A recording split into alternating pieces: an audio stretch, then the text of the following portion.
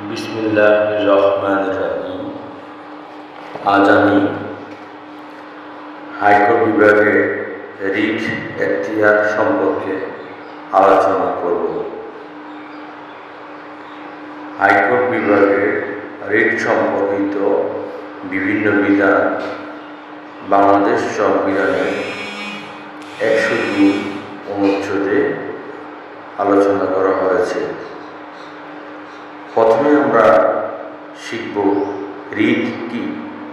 Writ শব্দটির অর্থ হল আদালত বা যথাযথ কর্তৃপক্ষ কর্তৃক ঘোষিত বিধান বা আদেশ। রিটের উৎপত্তি হল ইংল্যান্ডে। প্রথমে রিট ছিল রাজকীয় বিশেষাধিকার, ইংলিশ মিনিং রয়্যাল প্রেরোগেটিভ, রাজা বা রানী বিচারের নির্ধারক, that means fountain of justice হিসেবে রিট জারি করতে পারত। একমাত্র রাজা বা রানীর রিট জারির অধিকার ছিল বলে একে প্রথমে বিশেষাধিকার writ, that means prerogative writ বলা হতো। রাজা বা রানী তাদের কর্মচারী বা অফিসারদেরকে তাদের কার্যাবলী পালনে বাধ্য করার জন্য অথবা কোনো অবৈধ কাজ করা থেকে বিরত রাখার জন্য রিট জারি করত।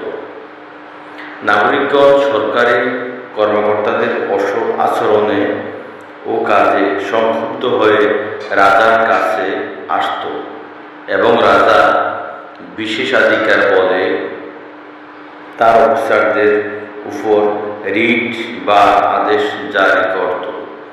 পরবর্তীতে রাজা বা রানীর প্রতিনিধি, দ্যাট মিনস এজেন্ট হিসেবে ইংল্যান্ডে দু ধরনের আদালত নাগরিকদের আবেদনের প্রেক্ষিতে রিট জারি করত। এই আদালত ছিল সেঞ্চুরি আদালত, অর্থাৎ court of century and King's bench, that means King's bench. উভয় আদালতে রিটগুলোকে বিশেষাধিকার বলে, প্রেরোগেটিভ বলে জারি করার নাগরিকগণ অধিকার বলে, এজ অফ রাইট, রিট জারির আবেদন করতে পারত না। প্রেরোগেটিভ রিট ছিল 5 ধরনের। প্রথমত বন্দি প্রদর্শন, রিট অফ হেভিয়াস কর্পাস, এটা বাংলাদেশের সিআরপিসিতে উল্লেখ আছে। দ্বিতীয় রিট ছিল পরমাদেশ বা হুকুম জারি রিট, রিট অফ ম্যান্ডামাস। তৃতীয় রিট ছিল প্রতিষেধক বা নিষেধাজ্ঞামূলক রিট, রিট অফ প্রহিবিশন। চতুর্থ রিট ছিল উৎপ্রেষণ রিট, রিট অফ কার্টুরারি। পঞ্চম রিট ছিল কারণ দর্শাও রিট, রিট অফ কু ওয়ারান্ট। Now I discuss first kind of writ, that means বন্দি প্রদর্শন রিট। হেভিয়াস কর্পাস কথাটির শাব্দিক অর্থ হ্যাভ হিজ বডি, অর্থাৎ to have a body before the court, অর্থাৎ বন্দি ব্যক্তিকে সশরীরে হাজির করা। কোনো ব্যক্তিকে সরকার বা অন্য কেউ আটক করলে কী কারণে তাকে আটক করা হয়েছে তা জানার জন্য বন্দীকে আদালতে হাজির করার নির্দেশ দিয়ে উচ্চতর আদালত আটককারীকে যে আদেশ দিয়ে থাকে তাকে বন্দি প্রদর্শন রিট বলে। এটা বাংলাদেশের সিআরপিসিতে এই রিট সম্পর্কে হিন্টস দেওয়া আছে।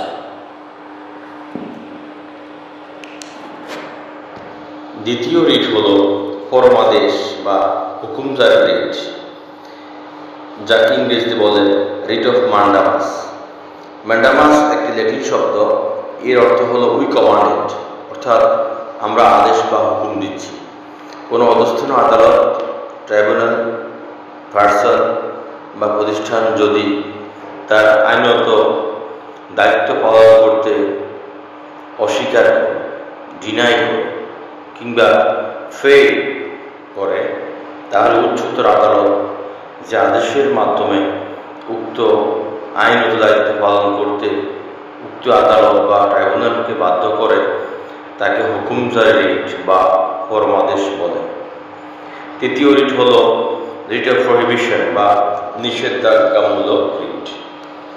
কোনো অধস্থন আদালত, ট্রাইব্যুনাল বা কোনো কর্তৃপক্ষ, সংস্থা বা ব্যক্তি তার এখতিয়ার বহির্ভূত ইন এক্সেস অফ জুরিসডিকশন কাজ করতে উদ্যত হয়েছে কিংবা স্বাভাবিক ন্যায় প্রিন্সিপাল অফ ন্যাশনাল জাস্টিস ভঙ্গ করতে যাচ্ছে, এই অবস্থায় উচ্চতর আদালত যে আজ্ঞার মাধ্যমে বা যে আদেশের মাধ্যমে উক্ত ব্যক্তি বা কর্তৃপক্ষকে উক্ত কাজ করা থেকে বিরত রাখেন তাকে নিষেধাজ্ঞামূলক রিট বলে।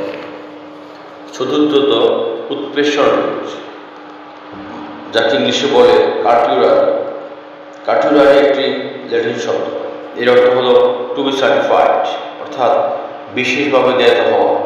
কোনো আদালত বা ট্রাইব্যুনাল যদি ক্ষমতা বহির্ভূত বিচার কার্য পরিচালনা করত তাহলে কমন ল কোর্টে আবেদন করা হতো যে king should be certified of the proceeding to be investigated.